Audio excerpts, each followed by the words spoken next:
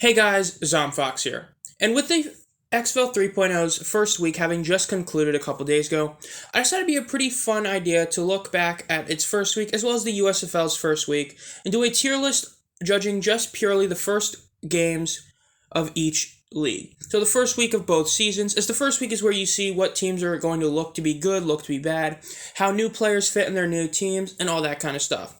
This is going to be a tier list that naturally is going to be able to be continued every single time a league has its first week, so that'd be a pretty cool idea to do this. Now, as you can see here on the tier list, there are 6 separate tiers. 2 of these tiers are what I would call bad, and that's F and D. F games are games that are overall just truly bad, not fun to watch, boring, you're not going to remember them. D tier is essentially a bad game that does have a couple memorable moments, or a game that really isn't great, but is somewhat fun to watch at the moment. C tier is for the average game.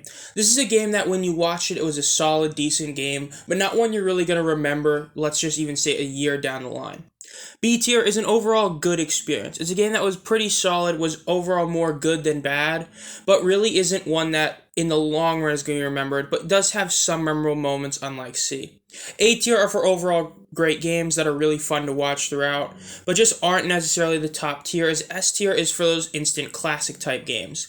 Really great games that is going to be pretty rare to naturally have a game up there. Those are games like a legit shootout, a really good game that's either both a defensive powerhouse game and an offensive showcase. Those type of games are going to be S tier. So we're going to do this from oldest to newest, so we're going to do the 4 USFL games in order from the first to the last one, and then the XFL in the same order. The first game is the opening USFL 2022 game of the New Jersey Generals versus the Birmingham Stallions. This game truly was the best spring football game we've really had in the modern era from the AAF till now. I don't think anyone can really argue this, as the game itself was an insane instant classic type game.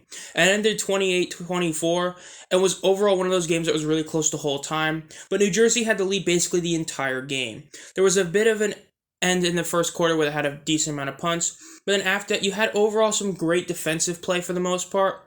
And the point is, once it got to the third quarter as well, this game became even better.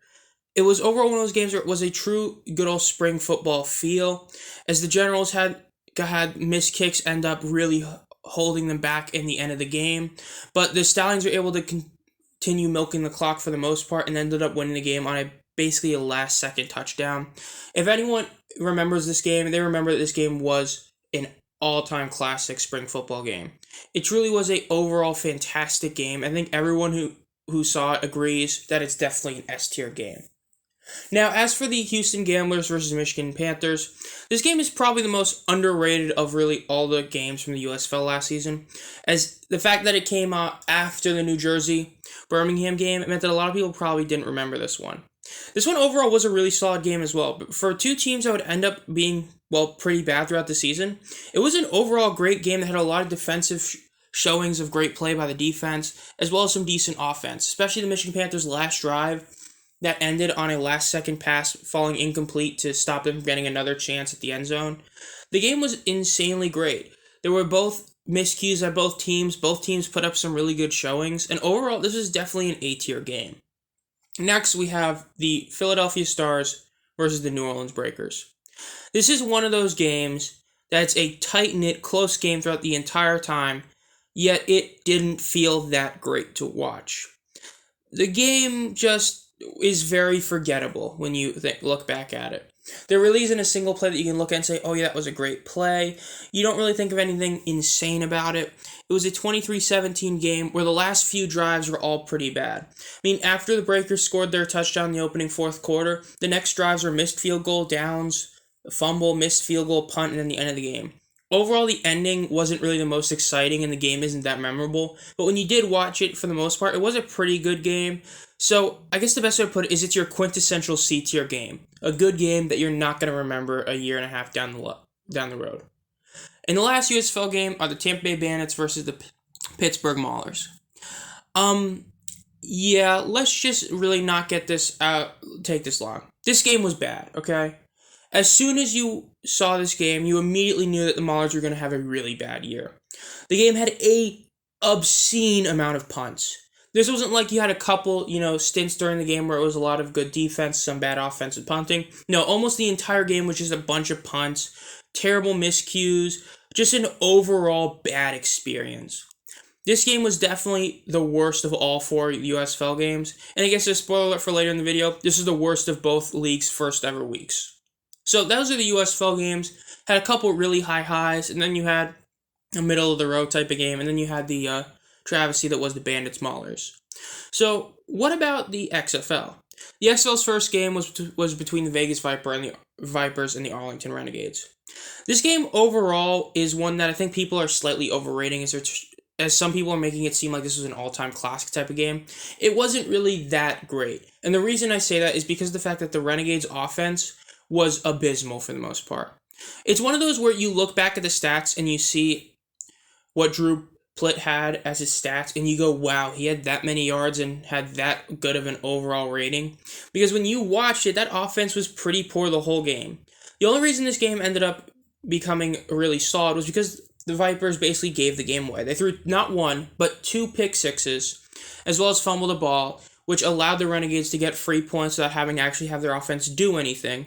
And then the Vipers' offense finally woke up at the end, and even though they did score a touchdown to nearly win the game, they missed, or nearly tie the game, they missed in the 2-point conversion. The ending was pretty solid, but overall, I think because of how bad the Renegades' offense was to watch, and the fact that the overall second half offenses were pretty terrible aside from that last drive, I can't put this at A tier, but this is definitely not an average game. This is definitely better than a C tier game. This is the first game into B tier. Now we have the Orlando Guardians versus the Houston Roughnecks. This is a quintessential game that is very obvious to see where it should go. The game was a blowout almost immediately. Once the second quarter hit, it was clear it was a bad game. And because it became a blowout, the Guardians eventually scored a last, near end of the game touchdown to make the game somewhat closer. But at the end of the day, it was a blowout for the whole game, and the first Orlando Guardians touchdown was essentially the Fail Mary Part 2.